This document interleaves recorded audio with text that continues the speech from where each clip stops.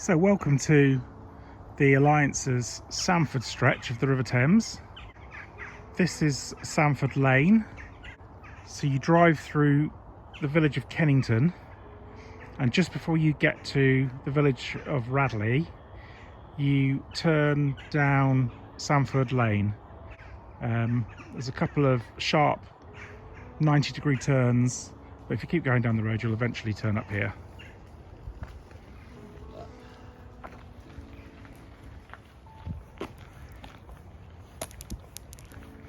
And this is the car park that you would park in.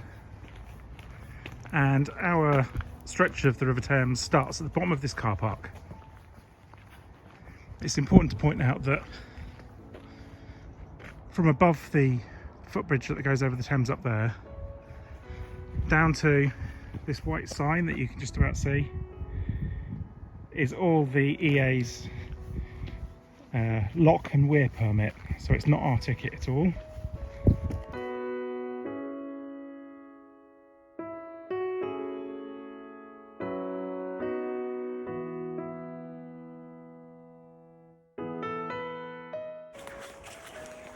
And so our club's first peg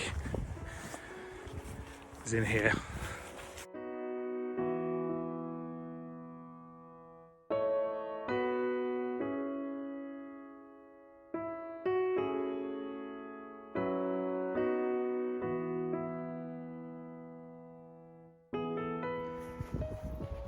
And so if you walk along this towpath, you can fish all along this bank until you come to a wooded area on both sides of the footpath, and there's a wooden post, an old gate post, that has our yellow sign on the other side that marks the end of our stretch, or indeed the beginning of our stretch if you're walking along the bank in the other direction. But one thing to really point out on this Sandford stretch is please don't fish underneath the power lines. There's a few areas, a few swims that have these, and we tend not to cut out swims wherever there's overhead cables, but people do still seem to insist on fishing under them. So please do be careful.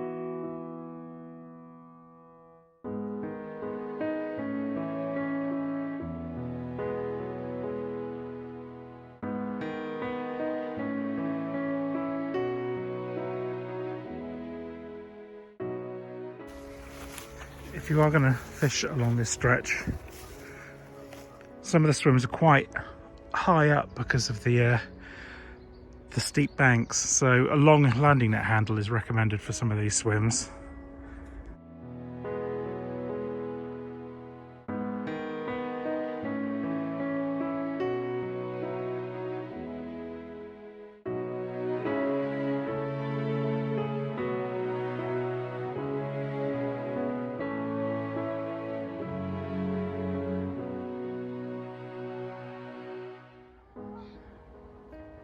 And this Sandford stretch of the Thames is renowned for its excellent roach fishing, and it's actually hosted numerous matches, including the Riverfest match in the past, and it's produced big bags of roach.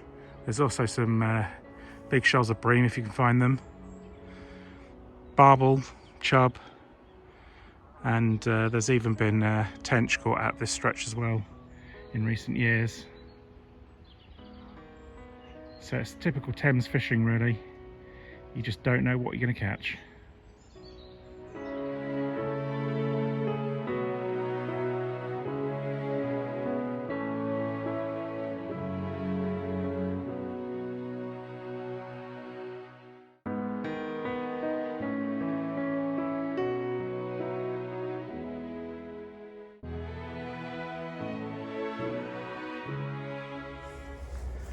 This is an example of one of those swims I was telling you about where we don't really want people fishing because of the overhead lines, but clearly people have given it a go.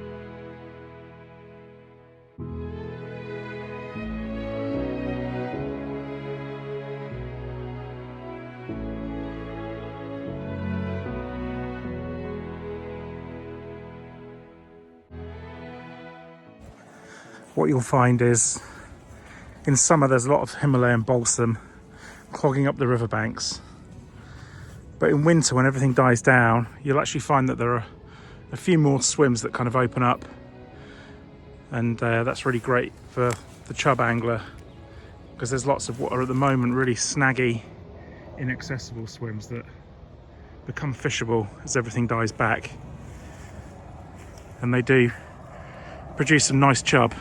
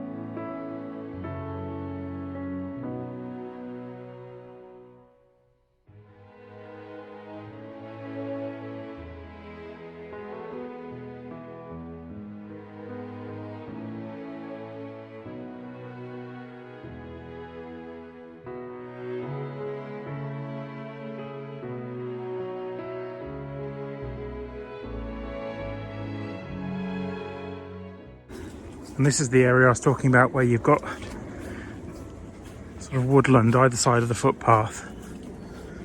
And there's just one more swim before we get to the end of our stretch.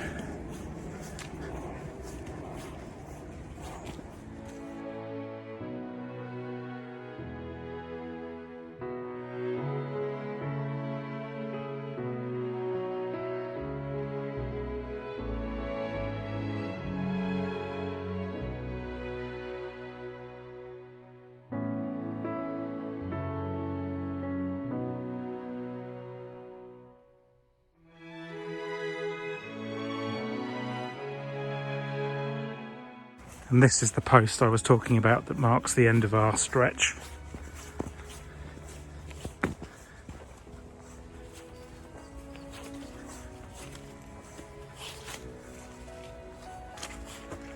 And there you go.